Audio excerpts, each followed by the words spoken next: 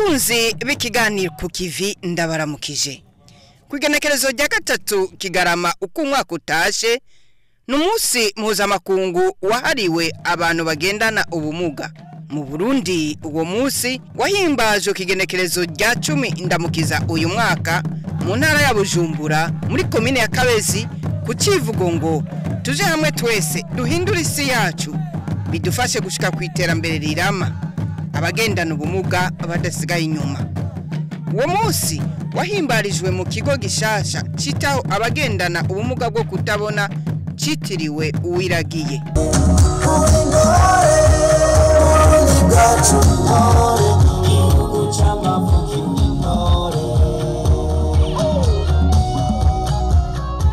Nyini cubahiro umukuru w'igihugu cacu n'izindi ndongozi niho bari muri irabira uko ibirori vyagenze. Turabahaye ikaze.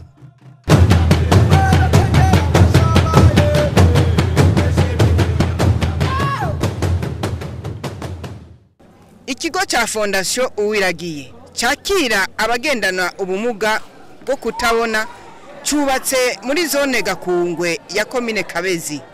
Kiramaze imyaka 5 cakira abana bagendana bene ubwo bumuga. Mwana wa mbere akaba yakiriwe muri ico kigo ku itariki ya 4 ukwezi kwa 4 mu mwaka wa 2018. Bakaba bagiye bariyongera ku mwaka ubu bakaba bageze ku 106. Muri ico kigo harimwo uburyamo bw'abigeme n'ubw'abahungu hamwe rero n'amasomero bigiramwo kuva mu myaka yo kwimenyereza gushika mu mwaka wa 13. Iryo shure ryiswe Eco for Pen Blind ririmo abana baciye ubwenge cyane. Mbere mu kibazo ca konkuru nationale, kibazo ca leta cy'umwaka uheze bakaba babaye abagatatu mu buyobozi bw'amashure ya Kabezi.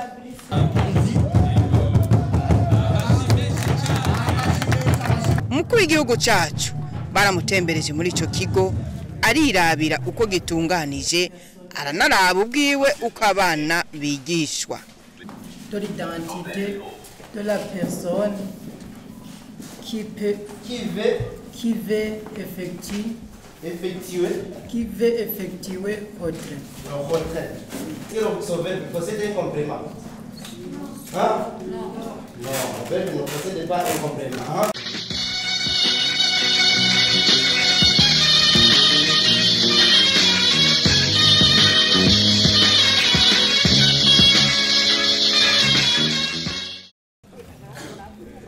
Ico gikorwa kirangiye nyene cubahiro umukuru w'igihugu cacu yerekeje ahari hateguriwe ibirori nyezina vy'uwo munsi udasanzwe ku bantu bagendana ubumuga.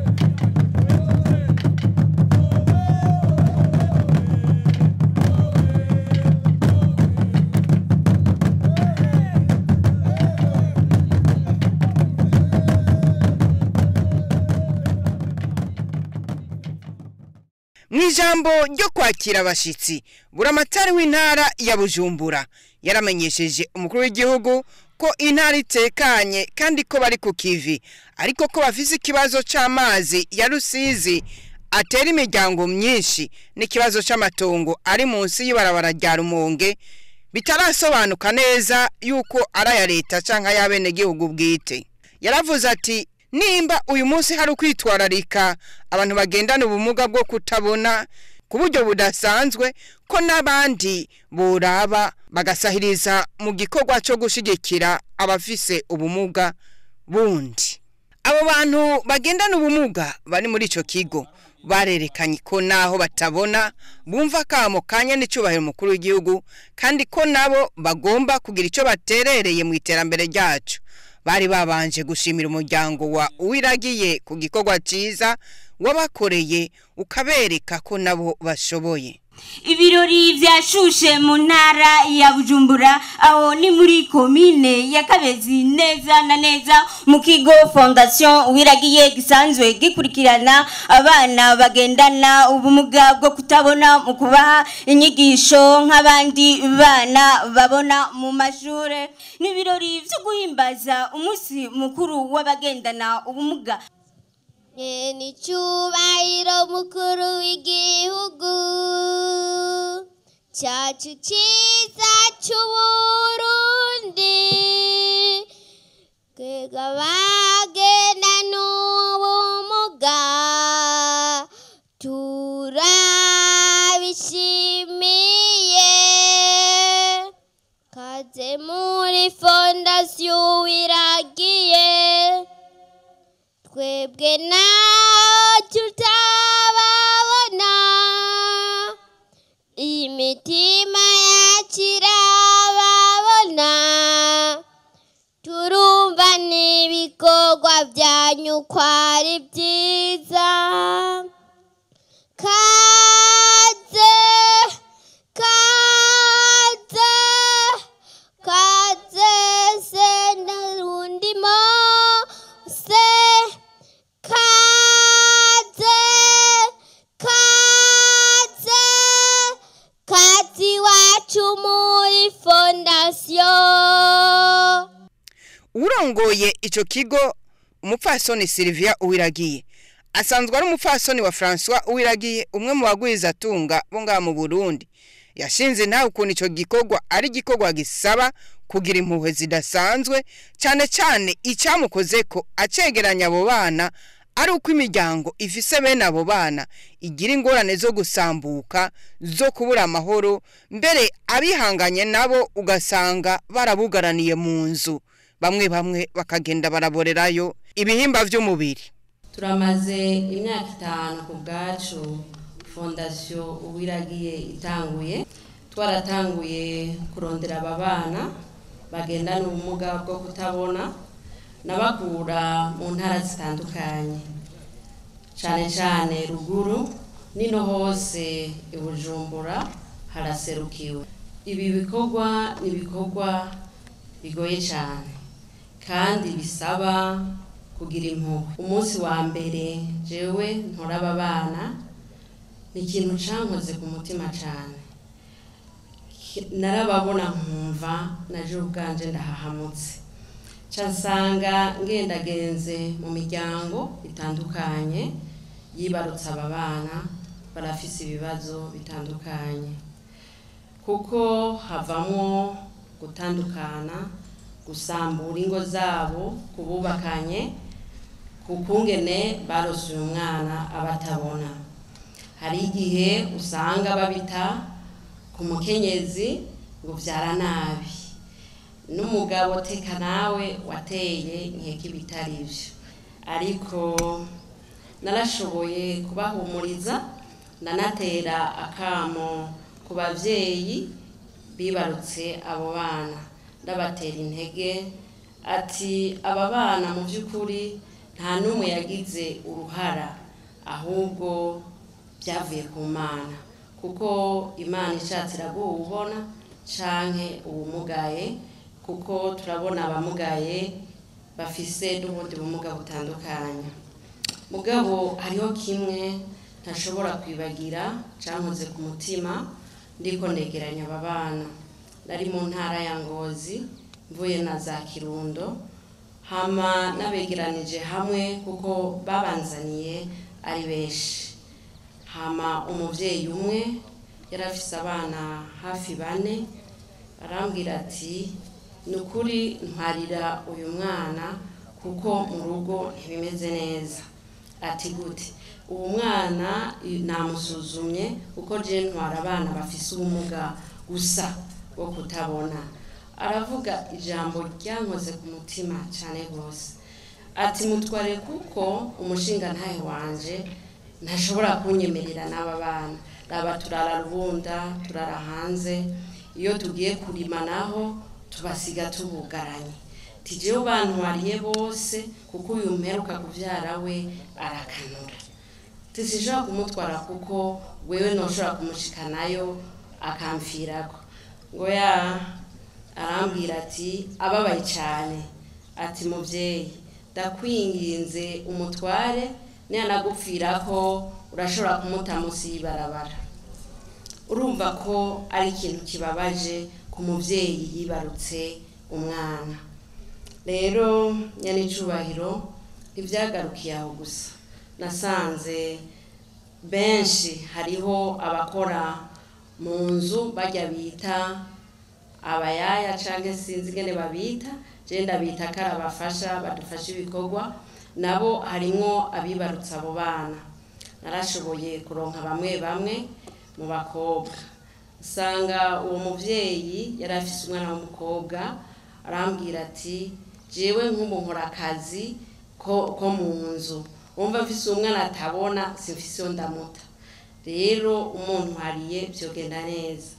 Ca ndamwegeranya nawe ndamutora kuko nasanga bamucungisha inzu kandi yari umwana w'umukobwa, bagaca rero baza bashaka kubafata ku nguvu. Yaciye agira icyo asavye abarundi bene wabo, na cane cane inyenicubahiro umukuru w'igihugu. Turi Bujumbura hegereye amatara, baturonkeje amatara abana bacu nubwo mubona batabona bagakorera ahantu hari umuco barabibona, kandi by'ukuri baranezerwa ko hari umuco, na cane cane kuko byinshi nibo bavyikorera. Hama hari ikindi kitugora cyane, amazi. Murabona nyenicubahiro twegereye Tanganyika, bashoboye kutudugiriza na makeya hano mw'iki kigo, turahimbarwa.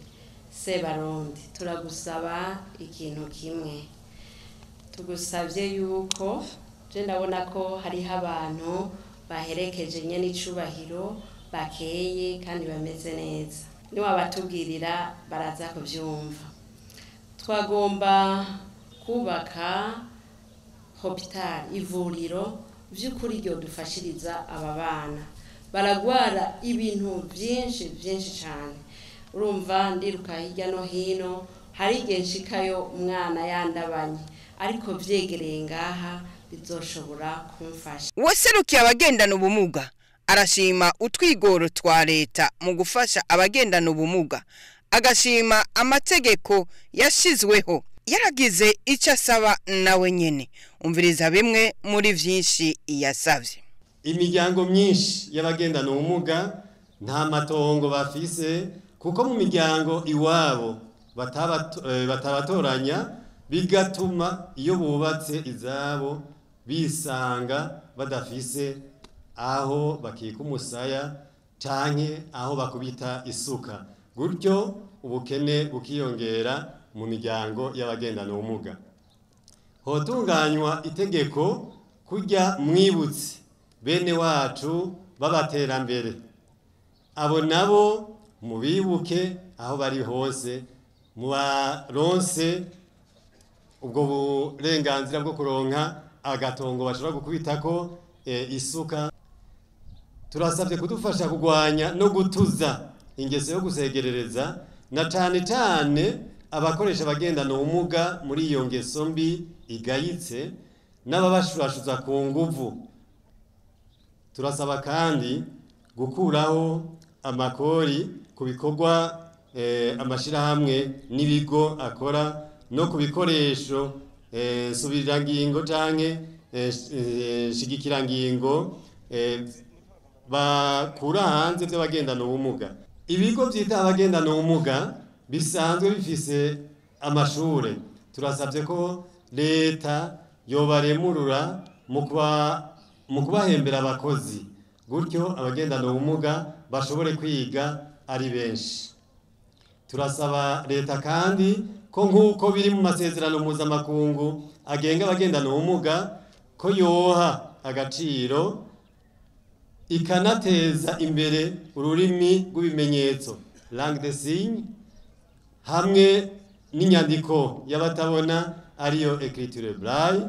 Ivyo bizotuma n'abafise ubumuga bwo kutabona no kutumva bazoronka amakuru avugwa nk'abandi. Muri abo bagendana ubumuga harimwo impano nyinshi nk'uko vyagiye biragaragara. Jewe navukiye Ingozi bari barantaye banyita ngo ndi gihume banyita ngo ndi gisigo umuntu ampumuye katambonye yaca yiruka nk'uhumuye ku gikoko.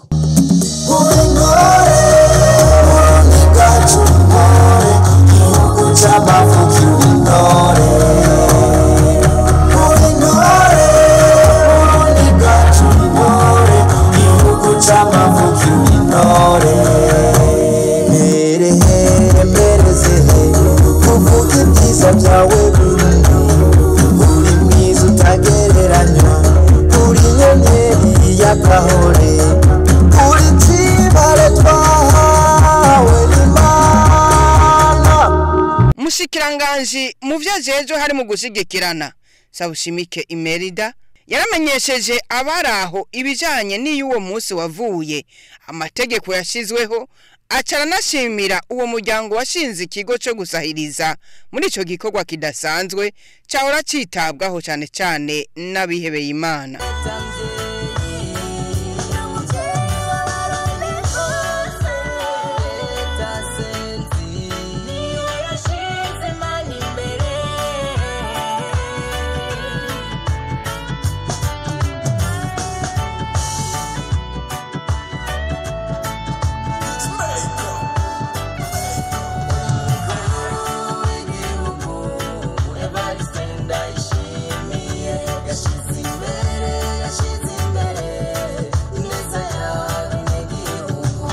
Natanguriye ku Mana kuko ivy'Imana yaremye kuri iyi si n'agatangaza aho bariko baratwigina aba biyemera ko bagendana ubumuga nagumye niyumvira ikintu kidasanzwe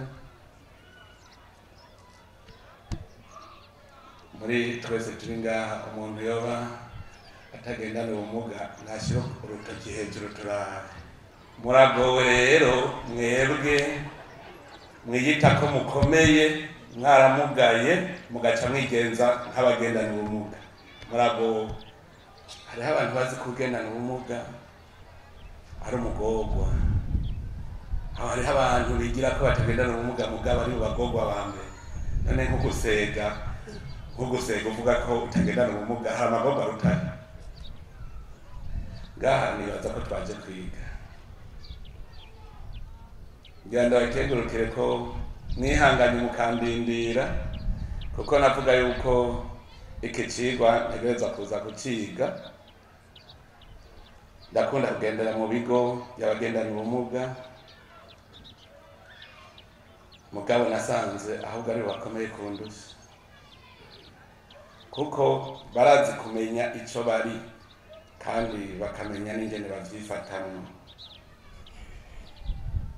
Jewe nkiri mutoyi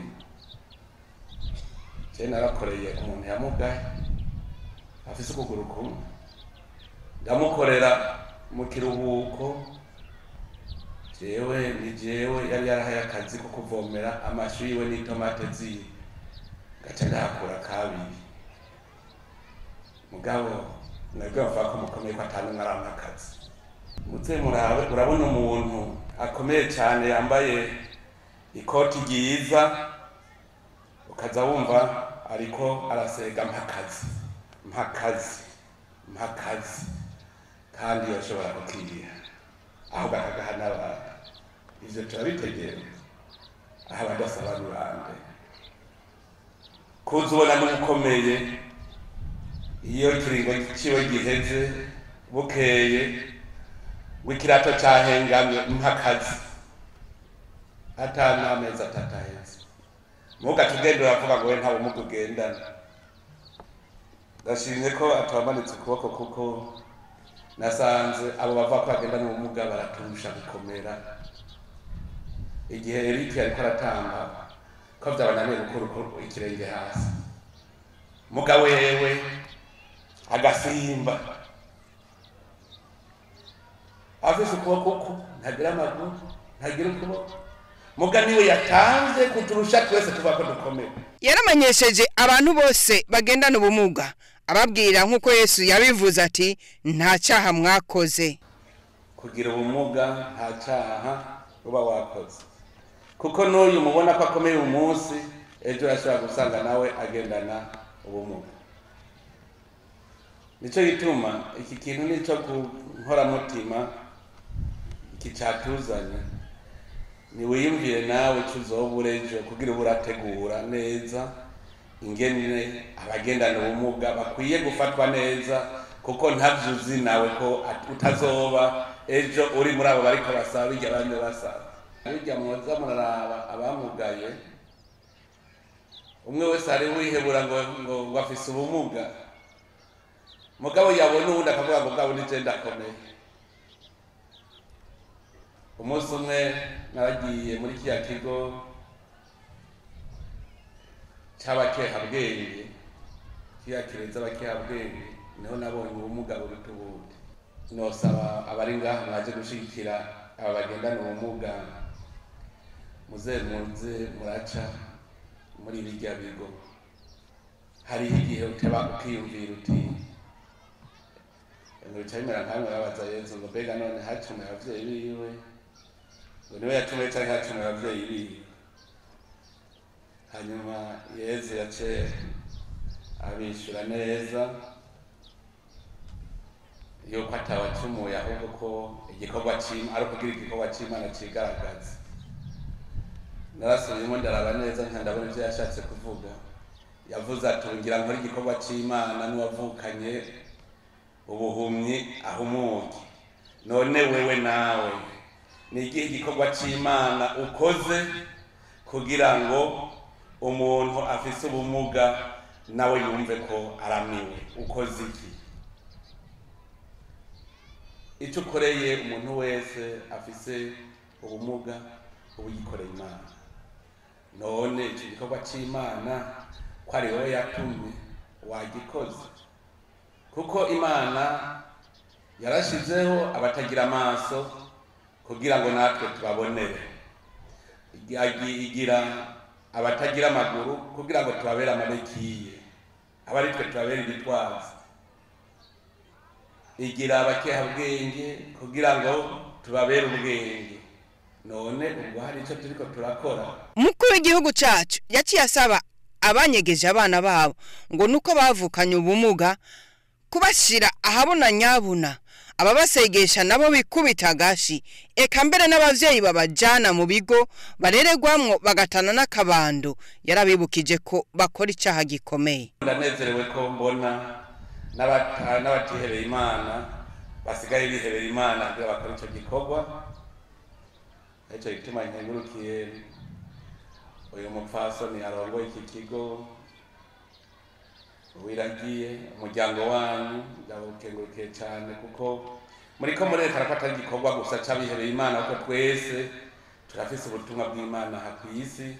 Ntitwogihebera rero abo bonyene, dutegerezwa natwe kugira icyo dukoze, haba mu kubafata mu mugongo abavyiyemeje, haba no kubikora twebwe nyene. Hariho ababona ugendana ubumuga ukamenga bo baratomboye, bararose icyo bakoresha, maze kubona ibintu bibiri y'abantu. Hariho imiryango ifise abagendana ubumuga, iyo miryango igaca imunyegeza. Narabonye ikigo c'ababikira bazunguruka mu mihana barondera abafise ubumuga.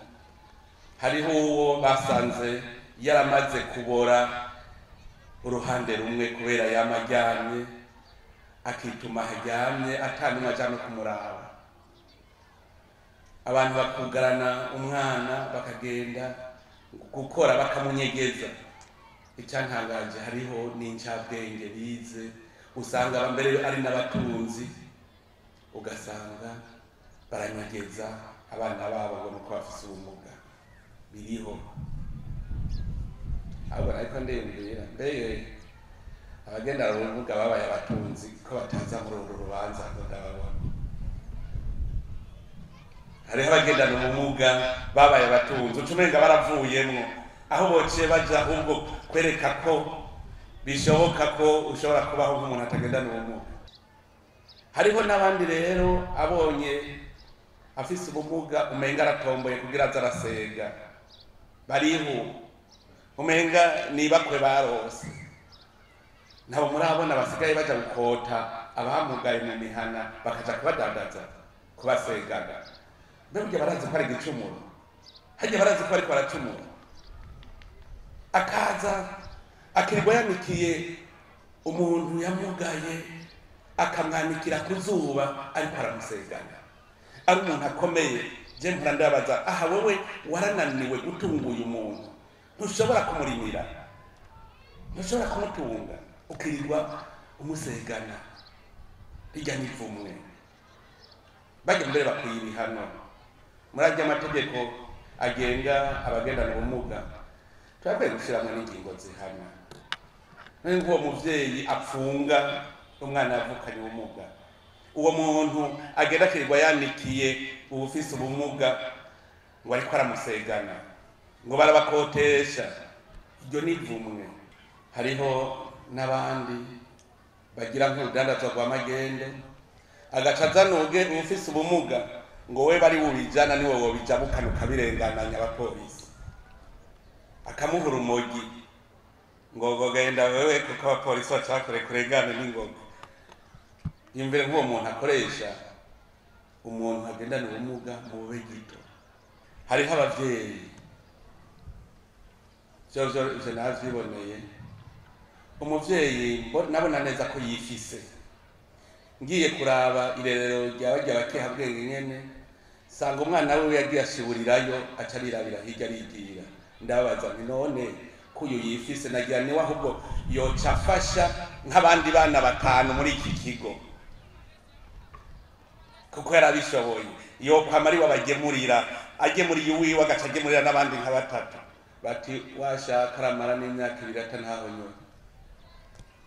Numva nko muvyeyi wewe ndanamuzi. Abagendana ubumuga yarabahimirije kwiteza imbere kuko vyagiye bigaragara yuko bashoboye kandi bashobora no gufasha abitwa ko bakomeye. Nayo ku bibazo bagenda barashikiriza yabahanuye kubishira hamwe bakabishikiriza maze ibintu bigafata umurongo. Abagendana ubumuga nagira ndabahumurize, ntimwihebure, ntimuri mwenyene. Ubu igihugu twaravuze ko ari igihugu catwibarutse, igihugu kivyeyi, niyo leta vyeyi, igihugu kivyeyi. Wumve kuri mu muryango uri muhira, kandi ndabagutume mwese abantu bagendana ubumuga abanyegejwe bose tubanyegurure tuyashira habona. Yabwira isoni bashira habona, hanyuma twese duce dufatana mu nda tubafashe kumva yuko no ugendana ubumuga aja mu mw'iterambere. Ni ikivugo giha ingufu zidasanzwe abagendana ubumuga, ko tuzi yuko nabo bashoboye gukora ibikorwa. Ubu utura umuryango umwe, ibibazo vyawe nivyo vyanje, no kwicara tukabikorera umuti. Muri ko muravuga rero nk'amahera ngo duza amahera, hari ikintu ca mbere mudukorera muvuga muti nibiki bikenewe, mukabitondesha vyose bikenewe.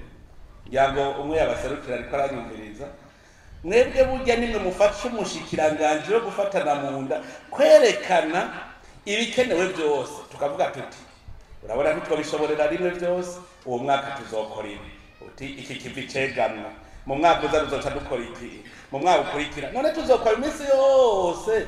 Uwo mwaka twaguze amabekiye 5,000, umwaka uza duca dukora 5,000, ku vy'ukuri ziba zaheze.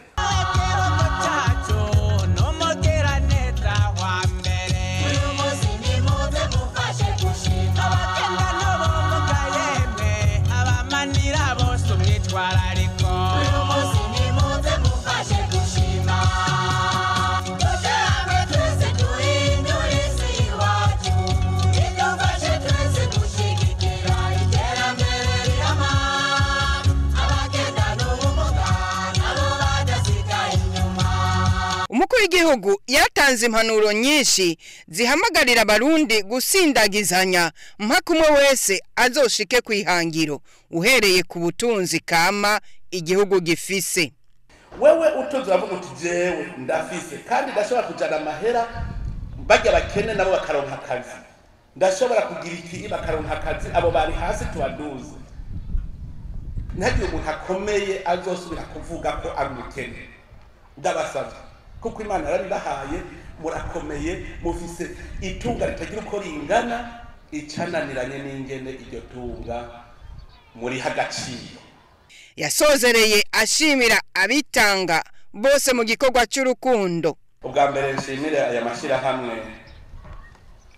amashyirahamwe yitwararika gufata mu mugongo abatishoboye ngo baduge.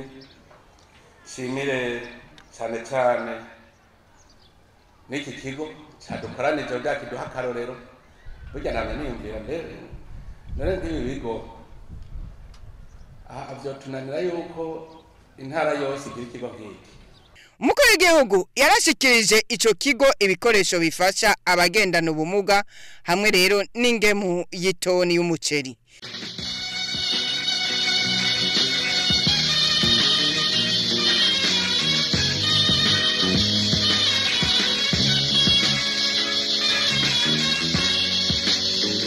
Ewe Burundi ngira ndakuririmbe, ewe Burundi ngucurara, usa n'ijuru rishari ry'inyenyeri, usa n'akayaga ko kumugoroba, usa n'amazi y'umusarara, ekusa n'Imana yakungabiye. Nino ngaho dusozere kino kiganiro cuno musi, mugira amahoro ahiwanyu.